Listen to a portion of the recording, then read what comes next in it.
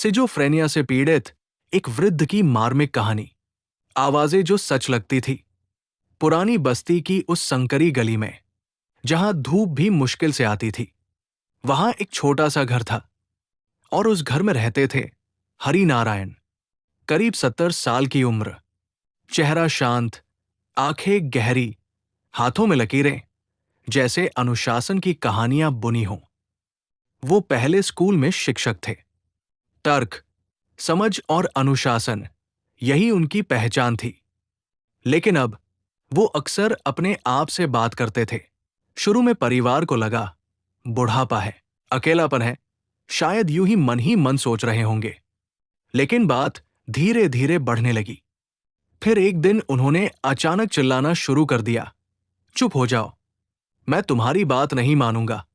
घर वाले घबरा गए। बेटे ने पूछा, पिताजी, किससे बात कर रहे हो? तो हरिनारायण ने गुस्से से कहा, तुम्हें सुनाई नहीं दे रहा? ये लोग मुझे आदेश दे रहे हैं। घर में सन्नाटा छा गया, क्योंकि वहां कोई नहीं था। लेकिन हरिनारायण के लिए वहां कई लोग थे। आवाजें थी, धमकियां थी, आदेश थे। डॉक्टर के पास ले जाया गया। डॉक्टर ने धीरे से कहा, ये सिजोफ्रेनिया है। इन्हें आवाजें सुनाई देती है जो असल में नहीं होती। इलाज शुरू हुआ, दवाइयां दी गई। कुछ दिन ठीक रहे, लेकिन फिर आवाजें वापस आ गई। पहले से ज्यादा तेज, पहले से ज्यादा डरावनी। अब वो सिर्फ सुनते नहीं थे, उनसे डरने भी लगे थे। एक रात वो अचानक उठकर दरवाजा बंद करने लगे। खिड़कियां बंद, पर्दे खींच दिए। बहू ने पूछा, क्या हुआ पिताजी? तो उन्होंने डरते हुए कहा, वो लोग बाहर खड़े हैं, मुझे मार देंगे। घर वाले समझाने लगे, कोई नहीं है बाहर पिताजी। लेकिन उनके लिए वो लोग सच थे।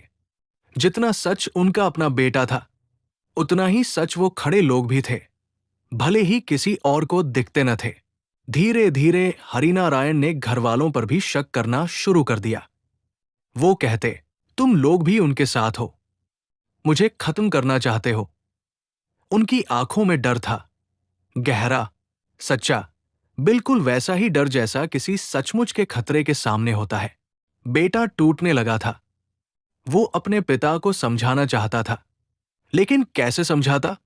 जिस दुनिया में उनके पिता थे, वहां तर्क नहीं चलता था। तर्क की दुनिया से बाहर खड़ा होकर बेटा बस देख सकता था, अपने पिता को धीरे धीरे किसी ऐसी जगह खोते हुए जहां से कोई वापस नहीं आता। फिर एक दिन हरिनारायण चुपचाप बैठे थे। उन्होंने धीरे से कहा, आज वो नहीं आए। बेटे ने राहत की सांस ली। अच्छा है पिताजी। लेकिन हरिनारायण की आंखों में आंसू थे। उन्होंने फुसफुसाते हुए कहा, लेकिन वो ही तो मेरे साथ बात करते थे। बेटा समझ नहीं पाया, ये राहत थी या अकेलापन? शायद दोनों ही। शायद अब उनके पिता उन आवाजों के बिना भी अकेले थे, जो कभी उनकी दुनिया का हिस्सा थी। दिन बीतते गए। अब हरिनारायण कम बोलते थे, कभी कभी मुस्कुराते, जैसे किसी से बात कर रहे हों, और कभी अचानक डर जाते, जैसे कोई अदृश्य चीज उनके पीछे खड़ी हो। एक दिन उन्होंने अपने बेटे का हाथ पकड़ा। बहुत देर तक पकड़े रहे, जैसे कोई पकड़ न छोड़ना चाहता हो। फिर धीरे से पूछा, तुम सच में मेरे बेटे हो या वो लोग तुम्हारे रूप में आए हैं? बेटे की आंखों से आंसू निकल पड़े। उसने कहा, मैं ही हूं पिताजी, आपका बेटा। हरिनारायण कुछ पल चुप रहे, उसका चेहरा देखते रहे, जैसे उस चेहरे को परख रहे हों, असली है या कोई और भेष बदल कर आ गया है। फिर उन्होंने धीरे से कहा, अगर तुम सच में हो तो मुझे बचा लो। लेकिन इस बार बेटे के पास कोई जवाब नहीं था। वो सिर्फ अपने पिता का हाथ अपने हाथ में लिए रो सकता था, क्योंकि वो जानता था, उस दुनिया से जहां उसके पिता कैद थे, कोई बचा नहीं सकता। न वो, न डॉक्टर, न दवा, बस आवाजें थी, जो कभी आती थी, कभी चली जाती थी, और एक बूढ़े शिक्षक को उस दहलीज पर खड़ा छोड़ जाती थी, जहां सच और झूठ की कोई सीमा नहीं बचती। बेटे ने एक बात समझ ली है, जब कोई आपकी दुनिया में नहीं दिखता, तो इसका मतलब ये नहीं कि वो उसकी दुनिया में भी नहीं है। वो अब पिता से ये नहीं पूछता, किससे बात कर रहे हो? वो बस पास बैठ जाता है, चुपचाप। सिजोफ्रेनिया में सबसे बड़ा डर ये नहीं होता कि इंसान क्या देख रहा है, बल्कि ये होता है कि वो क्या सच मान रहा है। अगर आपके घर में भी कोई ऐसी दुनिया में रहता है जो आपको दिखती नहीं, तो याद रखिए, आपका काम उस दुनिया को समझना नहीं है।